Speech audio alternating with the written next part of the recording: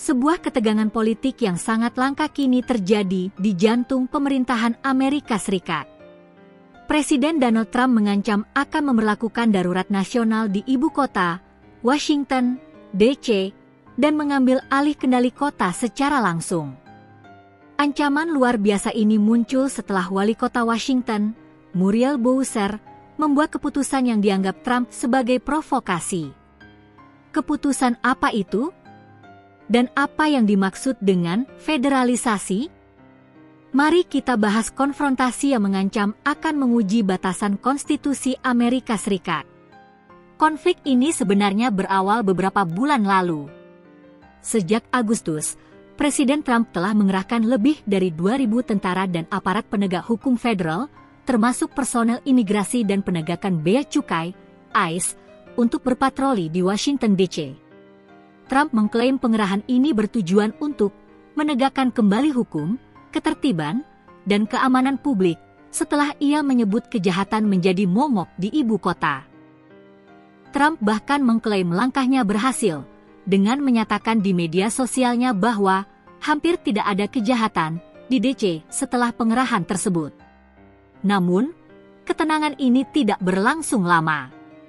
Wali kota Muriel Bowser yang sempat memuji langkah tersebut, kini berbalik arah.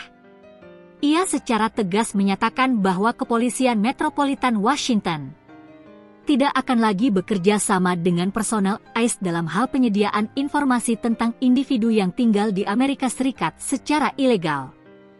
Keputusan inilah yang memicu kemarahan besar dari Gedung Putih. Menanggapi keputusan wali kota Bowser, Presiden Trump melontarkan serangkaian ancaman melalui platform media sosialnya, Truth Social. Ia menyalahkan apa yang ia sebut sebagai Demokrat kiri radikal dan memperingatkan bahwa jika kerjasama dengan ICE dihentikan, maka kejahatan akan kembali merajalela.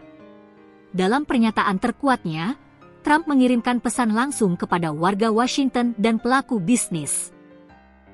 "Saya bersama Anda dan tidak akan membiarkan hal ini terjadi," ujarnya. "Saya akan mengumumkan keadaan darurat nasional dan melakukan federalisasi jika perlu." Apa artinya federalisasi dalam konteks ini?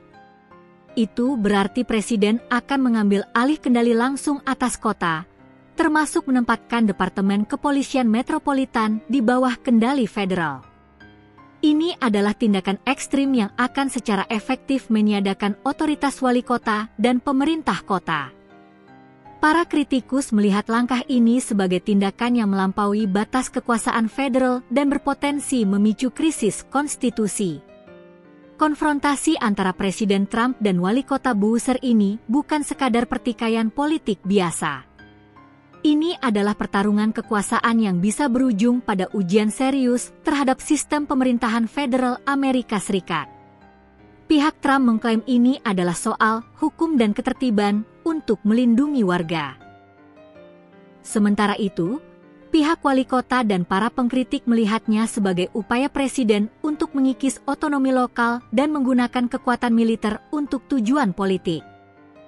Melihat eskalasi yang terjadi, apakah Trump akan benar-benar menjalankan ancamannya? Dan bagaimana dampak dari langkah federalisasi ini terhadap demokrasi di Amerika Serikat? Sampaikan pendapat Anda di kolom komentar.